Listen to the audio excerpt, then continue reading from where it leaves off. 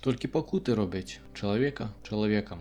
Без пакут чалавек трава. Тыя ж словы Васіля Быкова можна сказаць і адносна футбольных заўзятараў любога футбольнага клуба на гэтым свеце. Ад лонданскага Арсенала да салігорскага МТЗ Ріпа. У кожнай краіне ёсць каманды, што былі на мяжы знікнення ці прапалі зусім. Ёсць такія прывіды і ў Беларусі. Вітаю, сябры! Вы на канале Феер Кітай. У сённяшнім выпуску мы будзем збіраць чэмпіянат краіны такіх дыназаўраў. Толькі 7 з 16 клубаў сённяшняга чэмпіянату бралі ўдзел у першым турніры Незалежнай Рэспублікі Беларусь. А пачнем мы гэты выпуск з горада, дзе футбол найболей папулярны ва ўсёй краіне. Берасцейскі рух быў створаны ў 16 годзе на базе клуба заўзятараў берасцейскага Дынама. Напрыканцы 17-го рух стаў фарм-клубам Дынама і заявіўся ў трэці дывізіён на чале з Андрэем Зыгмантовічам. У 18-м клуб ва ўпартай барацьбе з крумкачамі адолеў груганоў і выйшаў у другі дывізіён. У 19-м яны зноўку перасталі быць фармам Дынама і маглі змагацца за павышэнне ў класе. Зрэшты, занялі толькі трэцяе месца і трапілі ў стыкі, дзе па серыі пенальці прайшлі Магілёўскі Дняпро і выйшлі ў эліту. Там зноўку зрабілі стаўку на моладзь з Александром Сяднёвым у якасці галоўнага трэнера. Каманда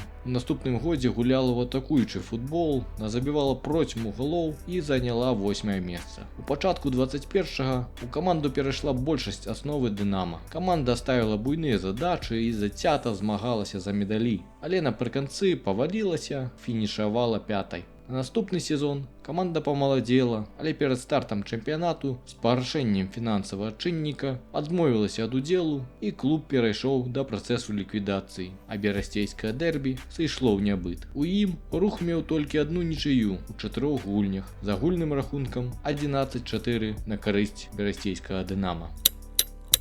Ад фарм-клуба, вялікага ва ўсіх сэнсах палескага клуба, перабяремся да іншага. Палессе Казенкі, з невялічкае мястэчка ля Мазыра, трохі пазіхацела ў ніжэйшых чэмпіянатах напрыканцы 90-х. Каманда была заснавана ў 95-м і праз 2 гады выйшла ў другі дывізіён, дзе пасля 3-гадовага выступу вылецела ў 2000 годзе з анамальнай колькасцю прапушчаных 122 гола і толькі 14 забітых за 30 гульняў, з якіх было 29 паразаў і адна нічыя. Каманда была адметная сваім утульным стадыёнам, уздоўж якога маглі гуляць козачкі, а замест звычных цяпер пластыкавых сядзенняў былі драўляныя лаўкі на цікавых бетонных канструкцыях у выглядзе сярпа. Пасля вылету Палессе яшчэ трохі паліпела ў багне 3-го дывізіёна, ды знікла назаўсёды ў 2007-м.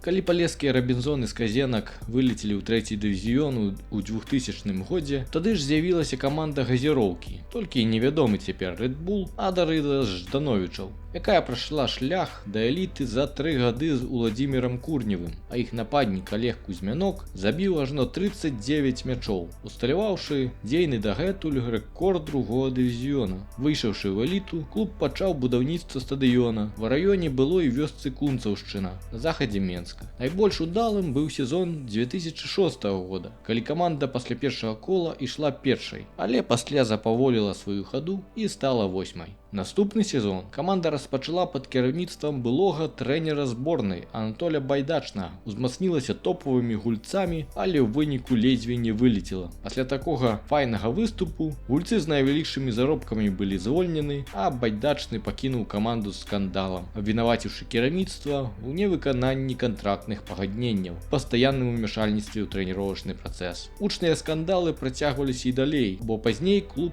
абвінаваціў у перадузятым стаўленні суддзяў да каманды на падставе розных спрэчных момантаў. Адным з якіх была гульня супраць Нёмана, калі гарадзенцы забілі 2 галы на 92 і 95 хвілінах. Гол Дарыды не быў залічаны, а футбалісты менскай каманды атрымалі аж 8 жоўтых і 1 чырвоную, тады як гульцы Нёмана толькі 1 жоўтую. Каманда высоўвала ультыматум і нават прапусціла 1 гульню, атрымаўшы тэхнічную паразу. Зрэшты, рашэнне не залічваць той гол прызналі памылковым, але ўсе карткі слушнымі. У канцы таго ж сезона 2008 года Дарыда спыніла сваё існаванне, а свой пабудаваны стадыён прадала менскаму Дынама.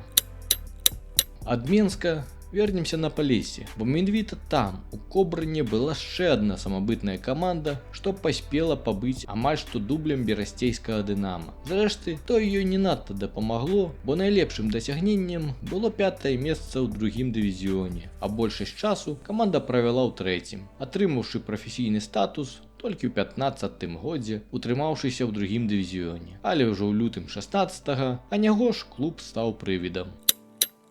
Ад Кобрына, што праславіўся бітвай у 812 годзе з войскамі Наполеона, перанесёмся да больш ваяўнічага Клецка, што двойчы праславіўся рознымі бітвамі. Трэцяя бітва пад Клецкам магла адбыцца ў 2000-х, калі браты Задаліны стварылі ўласны клуб пад старажытнай назвай горада Клечаск у 2007 годзе. Самабытная каманда займела чырвона-блакітныя колеры формы і нават падпісала нападаючага ўзроўня Лігі чэмпіёнаў. Гаворка ідзе пра Алексея Віскушенка, што згуляў за барысаўскі Батэ 7 гульняў і выходзіў у сваёй адзінай гульні Лігі чэмпіёнаў супраць Андерлехта ў Брусэлі. Падрабязна пра той сезон можаце паглядзець па спасылцы ў версіі экрана. У 10-м годзе Клечаск заняў 3-е месца і прабіўся ў другі дывізіён, а Віскушенка забіў 30 галоў. У другім дывізіёне няблага выступілі на наступны год, занялі 9-е месца і выйшлі ў чвэрцьфінал Кубка Беларусі, выбіўшы магілёўскі Дняпро. Цікава, то аўтэнтычны утульны стадыён Клечаска знаходзіўся непадалёк ад замкавага валу, Клецкага возера і ракі Лань, дзе 520 гадоў таму Міхал Глінскі і разбіў крымчакоў. Але ўжо ў 2012 годзе праз брак фінансаў каманда не дайграла сезон і знялася з спаборніцтваў.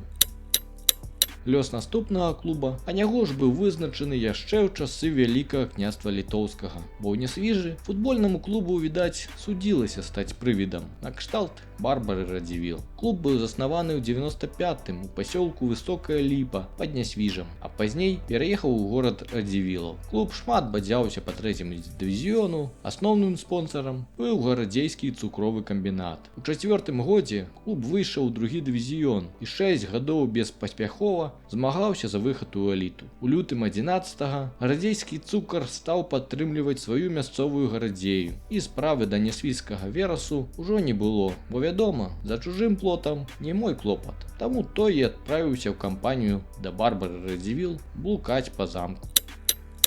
Больш знакамітым стаў новы цукровы праект Гардзея. Заснаваная ў 7-м годзе каманда імкліва расла, і якраз тады, як Верас заняпаў, ужо пачала змагацца за выхад у эліту. Зрэшты, той атрымалася толькі з 3-й спробы ў 15-м годзе, бо раней каманда двойчы прайгравала ў пераходных гульнях. За 5 сезонаў у эліце клуб стаў моцным серадняком, а найлепшым месцам было 7-е. Адметна, што пры насельніцтве пасёлка ў 3800 жыхароў на футбол прыходзіў кожны 4-ты, а няго ж такога адсотка жыхароў на матчы не прыходзіла нідзе болей у Беларусі. Пагатоў у клуба з'явіўся зацяты супернік, што падарыў чэмпіянату цукровае дэрбі, бо гульні з Слуцкам заўсёды былі зацяты, а мястэчка літаральна дыхала футболам і любіла свой клуб. У перапынку адной з гульняў нават праводзілася спаборніцтва па мятанні цукровых буракоў. Дарэчы, якраз тут зафіксавалі і сусветны рэкорд, што склаў 9 метраў і 37 сантыметраў. У апошнім сезоне клуб стаў рабіць стаўку на моладзь, але нават з такім складам утрымаўся ад вылету, атрымаўшы перамогу ў цукровым дэрбі. Аднак на вялікі жаль, як звычайна праз фінансавы чыннік, узімку 21-го стала вядома, што клуб спыніў сваё існаванне і цяпер складае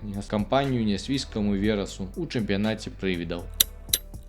А напрыканцы узгадаем пра клуб, што быў адным з топаў чэмпіянату. Дынама 93 на пачатку сваёй гісторыі адасобілася ад Менчукоў, перастаўшы быць іх другой камандай. У 92-м Дынама 2 выйграла другі дывізіён і атрымала незалежнасць, стаўшы асобным клубам. Пачатку займела назву Беларусь, а пазней Дынама 93. Каманда была сур'ёзнай сілай у беларускім футболе, бо за яе ў розны час гулялі Геннадзь Туміловіч, Пётр Качура, Олег Пуціла, Юрый Вярхейчык да Александр Хацкевіч. У першым дывізіёне клуб браў срэбра, тройчы бронзу, выходзіў у фінал і нават выйграваў Кубак Беларусі. Футбалісты адзначаліся не толькі на полі, але і за ім. Туміловіч уганяў аўтобус, напрыклад. Такія ўражваючыя поспехі дазвалялі гуляць у Еўракубках, дзе клуб асаблівых поспехаў не займеў. Калі вы хочаце паглядзець выпуск пра выступ вашага улюбёнага клуба ў Еўракубках у пэўным годзе, пішыце аб гэтым у каментарах. У 98-м каманда знялася пасля першага кола чэмпіяната чэмпіяната і спыніла сваю хаду. Клуб пробавалі аднавіць у 19 годзе, але спроба не мела поспеху праз пытанні з аўтарскім правам.